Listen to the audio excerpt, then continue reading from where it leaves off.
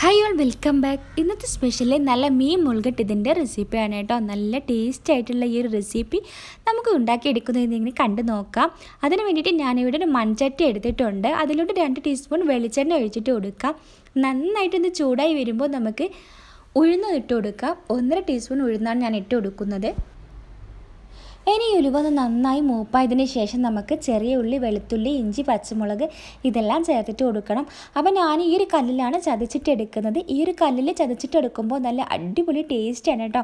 മിക്സിയിൽ നമ്മൾ ചതച്ചിട്ടെടുക്കുന്നതിനേക്കാളും ടേസ്റ്റ് നമുക്ക് ഈ ഒരു കല്ലിൽ ചതച്ചിട്ടെടുക്കുമ്പോഴാണ്.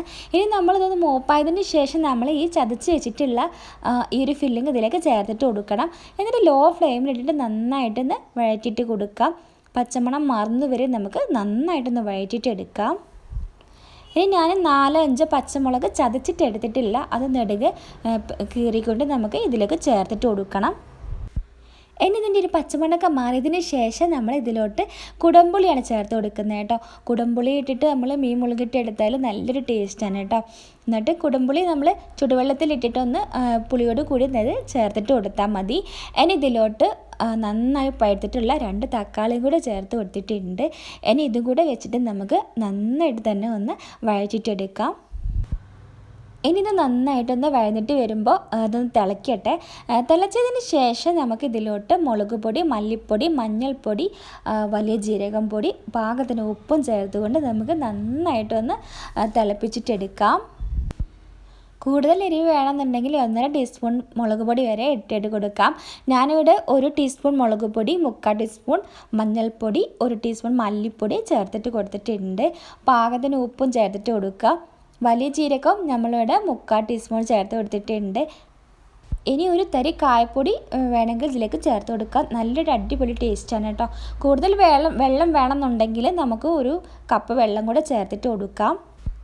കുറുകിയ ചാറായിരിക്കുമ്പോഴാണ് നല്ലൊരു ടേസ്റ്റ് ഉണ്ടാവുക കേട്ടോ, ഊണിൻ്റെ കൂടെയൊക്കെ കഴിക്കാനായിട്ട്. അപ്പോൾ ഇനി നമുക്ക് ഇതിലോട്ട് മീൻ ചേർത്തിട്ട് കൊടുക്കാം. 1 കിലോ മീനാണ് ഞാനിവിടെ എടുത്തിട്ടുള്ളത്. ഇനി ഇതൊന്ന് തവി വെച്ചിട്ട് ഇളക്കാണ്ട് മെല്ലെ ഒന്ന് ഇളക്കി കൊടുത്താൽ മതി കേട്ടോ. കൂടുതൽ ഇളക്കി കൊടുക്കേണ്ട ആവശ്യമില്ല.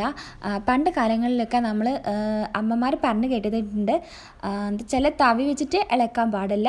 നമ്മൾ ഈ ചട്ടി വെച്ചിട്ട് തന്നെ നമുക്ക് ഇളക്കിയിട്ട് എടുക്കുകയായിരിക്കും കൂടുതൽ നല്ലത്.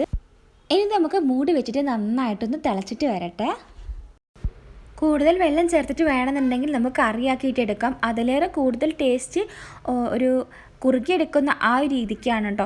അപ്പോൾ വെള്ളപ്പത്തിൻ്റെ കൂടെ ചപ്പാത്തിൻ്റെ കൂടെ കഴിക്കാനായിട്ട് ഒരു കുറുക്കിയെടുക്കുന്ന ആ രൂപത്തിലാണ് നമുക്ക് മീൻകറി നല്ല ടേസ്റ്റ് ഉണ്ടാവുക. ഇനി ഇതിലോട്ട് നമുക്ക് ലാസ്റ്റായിട്ട് വെന്ത് വന്നിട്ടുണ്ട്. അതിലോട്ട് കറിവേപ്പിലയും കൂടെ തന്നെ മല്ലിച്ചപ്പും കൂടെ ഇട്ട് കൊടുക്കാം. മല്ലിയിൽ ഇതിൻ്റെ മുകളിലായിട്ടൊന്ന് തൂവിയിട്ട് നന്നായിട്ടൊന്ന് തിളപ്പിച്ചിട്ടെടുക്കാം. ഇനി കൂടുതൽ നേരം തിളപ്പിച്ചിട്ടെടുക്കേണ്ട ആവശ്യമില്ല, മീനെല്ലാം ഉടഞ്ഞിട്ട് പോവും. അപ്പോൾ ഇതുപോലെ തവി ഇട്ടിട്ട് ഇളക്കാണ്ട് നമുക്ക് തുണി വെച്ചിട്ട് ഇത് പതുക്കെ ഒന്ന് ചുറ്റിച്ചിട്ട് കൊടുക്കുക. അപ്പോൾ നല്ല അടിപൊളി ടേസ്റ്റാണ്. പിന്നെ ഇതൊന്ന് ഉപ്പ് പിടിക്കാനായിട്ട് ഒരു അരമണിക്കൂറെങ്കിലും റെസ്റ്റ് ചെയ്യണം, എന്നാലാണ് ഇതിൻ്റെ ഒരു ടേസ്റ്റ് കേട്ടോ. അപ്പക്കപ്പളേ നമ്മൾ ടേസ്റ്റ് നോക്കുവാണെങ്കിൽ ഉപ്പ് പിടിച്ചിട്ടുണ്ടാവില്ല. ഒരു അരമണിക്കൂർ കഴിഞ്ഞതിന് ശേഷം നമുക്ക് ചൂടുള്ള ഊണിൻ്റെ കൂടെയും ചപ്പാത്തിയുടെ കൂടെയും വെള്ളപ്പത്തിൻ്റെ കൂടെയൊക്കെ കഴിക്കുകയാണെന്നുണ്ടെങ്കിൽ നല്ല അടിപൊളി ടേസ്റ്റാണ് കേട്ടോ. അപ്പോൾ നിങ്ങൾ ഉണ്ടാക്കി നോക്കിയിട്ടില്ല എന്നുണ്ടെങ്കിൽ ഈ കുടംപുളി ഇട്ട മീൻകറി തീർച്ചയായിട്ടും ഉണ്ടാക്കി നോക്കുക. ഇഷ്ടപ്പെടുവാണെങ്കിൽ ലൈക്ക് അടിക്കുക, സബ്സ്ക്രൈബ് ചെയ്യുക. ഫ്രണ്ട്സിനും ഫാമിലിക്കും എല്ലാവർക്കും ഒന്ന് ഷെയർ ചെയ്ത് കൊടുക്കുക.